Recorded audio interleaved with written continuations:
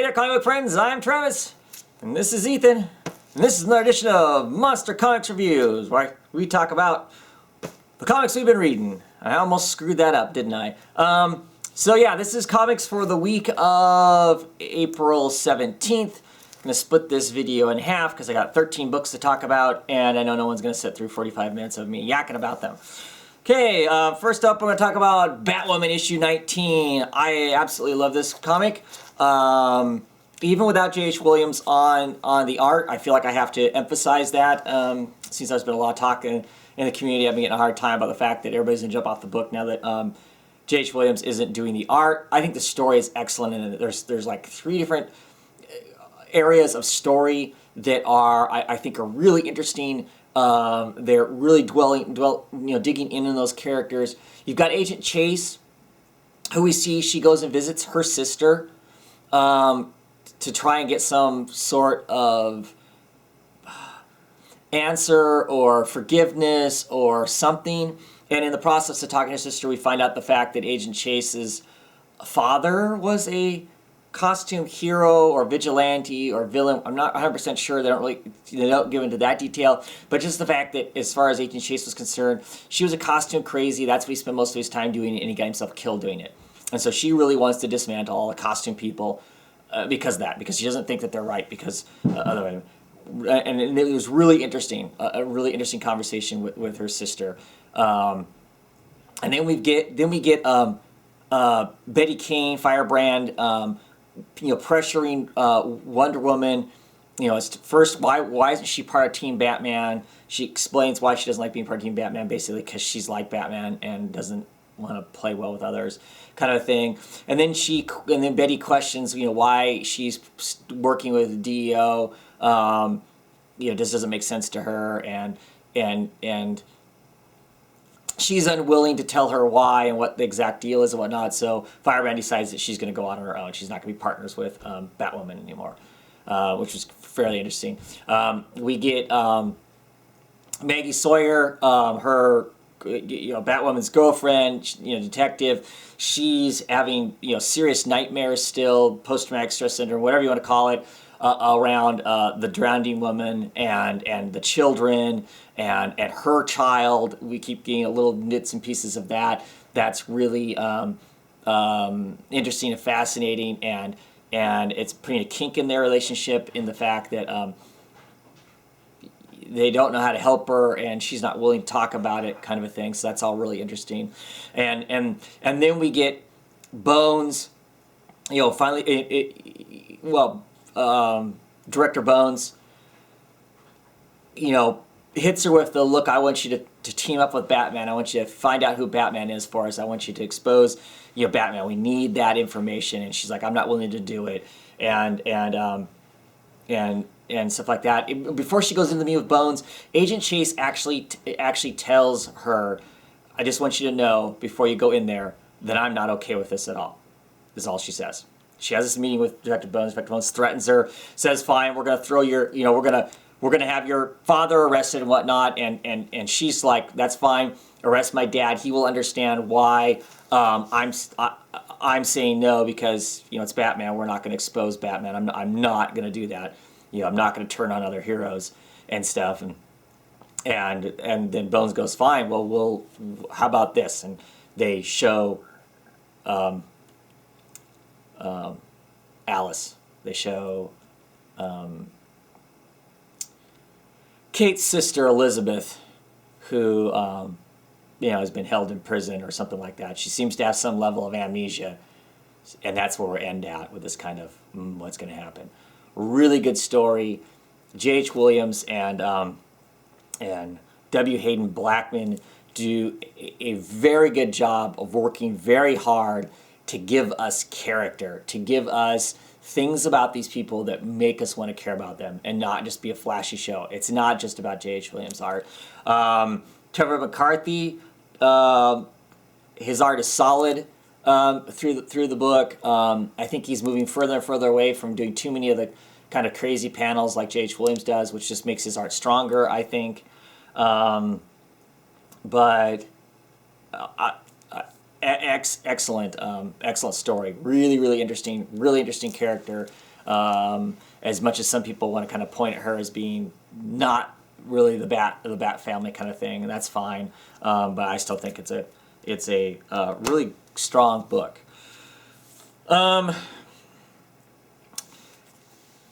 Okay, Birds of Prey, issue 19, Attacked and Betrayed. This book is trying. It hasn't quite got its feet under. New writer with Christy Marks.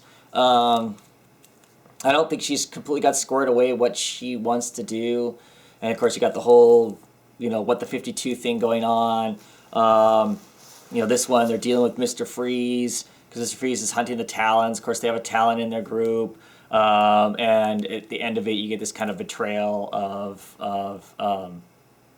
Starling, which I'm not sure exactly what that's about. I like the character Starling, so hopefully she's not really a turncoat.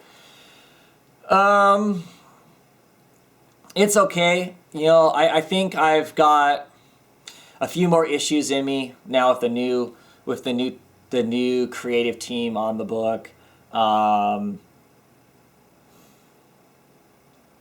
That I don't know. I mean, I like the characters. Okay. I'm not as excited about this book. So it is a book that's on my potential drop list. There are enough other female-oriented group-type books that I'm enjoying right now, and more coming out, to satisfy this kind of reader need that I want to have this kind of a group to read about. So I don't know if I'm going to keep up with this. We'll see once we get past this whole thing that that everybody's doing in all of these issue 19s. We'll see if Christy Marks can come up with an idea, a storyline, an idea that's going to be exciting and fun. I like some of her other work that she does in other books. I like these characters, so there's no reason we shouldn't be able to get a story that interests me and makes me excited for the book. But right now, not so much so. The Black Beetle, issue 3. No Way Out, part 3.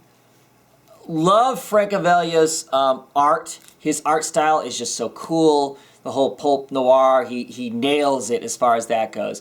The story is fine. It's not like outstanding, I don't think.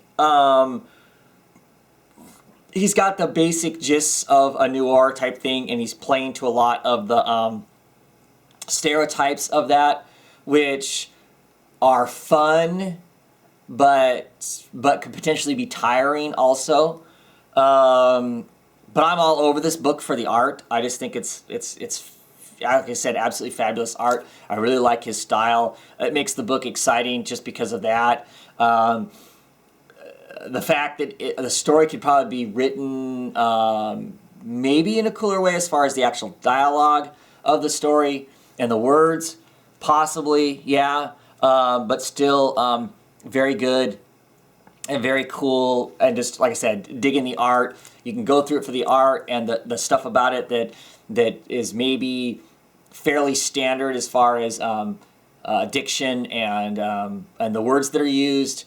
Are easily overlooked because of how cool of a book this is. If you have any interest in Francis Francavilla and his style of art and whatnot, you're nuts to have not been picking this up.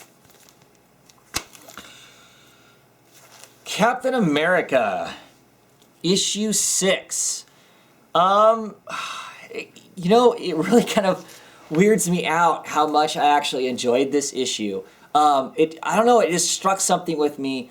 The character Jet in here has like almost instantly developed some sort of fixation, almost sexual maybe. Tell me if I'm wrong if you read this book, with Captain America. The allure to her of the fact that he has this power, he has this ability to basically beat everybody up. I mean, he bested everybody in this big battle they just had. Could have killed her, all this stuff, but he chooses not to. She's drunk with this idea of having this kind of power and then choosing not to use it. It's so alien to her that she's just fascinated with that, and I really think that's cool and whatnot. I continue to look back past the art. I am not a John Romita Jr. fan as a whole. Some of it looks okay. I do like his the people from Dimension Z that can look just kind of strange and alien and weird angles and stuff. I do enjoy them. They kind of remind me of when he was doing Warlock. I'm pretty sure he used to do like New Mutants and stuff and would draw Warlock. And that was the character's name, right? The biomechanical thing. It's only been, what, 25 years or so since I read those. Anyway, I'm just tickled by the fact how much I like this. You know, maybe it's not a traditional Captain America book. He's trying to take charge now, though. He's kicking some people's asses. He's taking charge. He's taking it to them. You know, after a decade of being in the Dimension Z, he's taken them. He's got nothing left to lose, basically, at this point. And he's put in a position at the very end where he's threatening somebody in a way that I didn't really think that Captain America normally did. And I'll be curious to see if other people read this book, if they'll let me know. The way he is at the very end of this, is that something that Captain America has resorted to before, or is that something new? I'm just really having fun with this kind of space, sci-fi, apocalyptic-ish Captain America is pretty cool. This cover is misleading, though, because, of course, he's not wearing that helmet, and he has a beard and longish hair, which I think is kind of cool, too.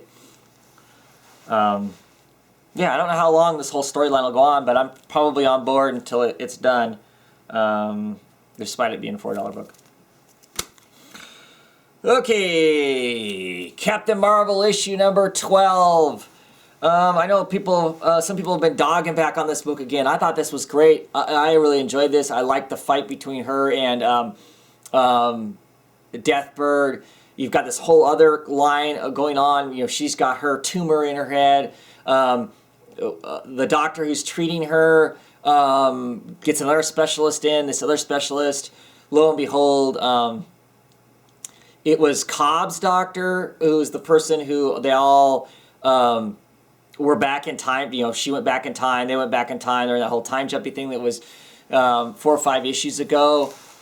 So that's all kind of tied together. And so does this, the thing in her head, does this have something to do with the whole time jumping stuff? What's going on there?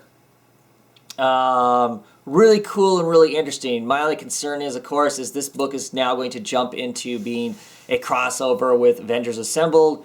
I have no intentions of reading Avengers Assemble. It doesn't interest me in any way. So I'm hoping I can keep up with enough of this to see where that goes. Some people think this is going to be canceled. I hope not. I'm enjoying it. I like this. I like Carol Danvers. I like her own book.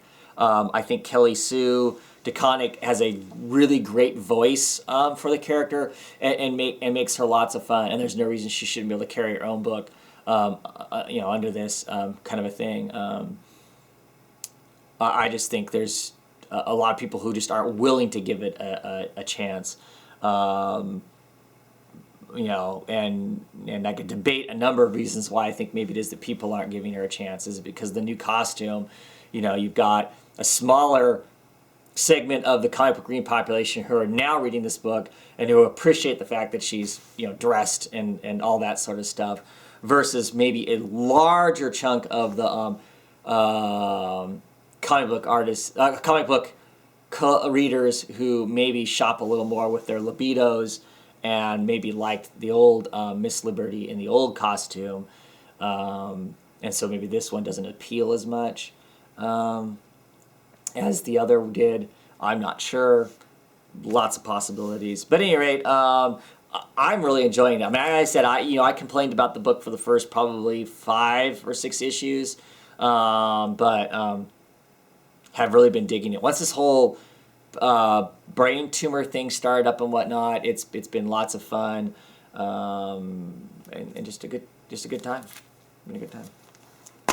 Finally, for this half, DC Universe Presents issue 19, and this is the last issue. Tony Bedard and Javier Piana did the book. Love the art. Love the story. Obviously, the Flash on here, when I saw the solicitations for this, I was like, oh, crap, the Flash. They're going to end this thing on a Flash story. Why are they doing the Flash? Because the Flash, he has his own book. He doesn't need to be in this. But no, it's not really the Flash. Shapeshifter.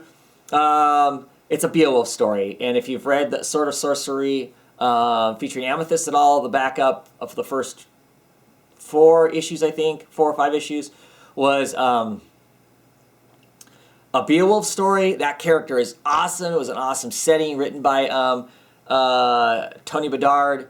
I doubt this means that they're going to attempt a Beowulf story, but it would be really awesome if they did. This is kind of a fun story. Beowulf comes to our time, which is the past for him because he's from the future, runs into basically kind of a uber archaeologist that works for the Metropolitan Museum of History. She was studying an artifact that is used as a kind of teleportation device type trap.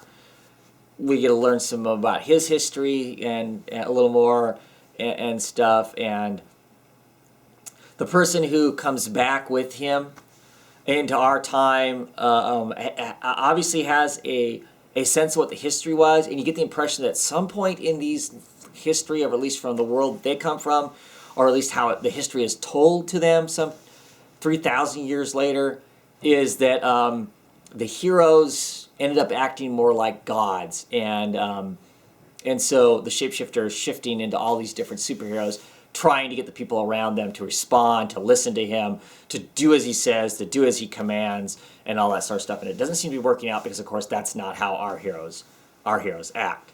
But the Beowulf character is an absolutely kick-ass character, and it would be awesome if they were actually going to do a book. It would be like Frankenstein. It won't sell. It'll last a few issues and get canceled, I think. But I get it because it's really cool. I mean, give us that. Wouldn't that be awesome? Okay, so it's not Commandy. I'm actually, part of me is kind of afraid for them to do a Commandy book as to what they might do with it or how they might mess it up. But give us something that's like that, maybe, with the Beowulf thing, possibly. That could be really cool. I like Tony Bedard giving that book to do. Javier Peña's art was great in this book. I'm drawing a blank on the artist that did the Beowulf stuff that was in the back of the Sword of Sorcery, but that was awesome too. Shoot, can't remember their name. I really like that artist. And every book he seems to get on then goes through a rough patch. And it has nothing to do with his art. They need to get him on a solid book. But anyway, that's it for this half. I'll be back as soon as the video loads up and the next one loads up with the second half of the week of the 17th of April. Bye.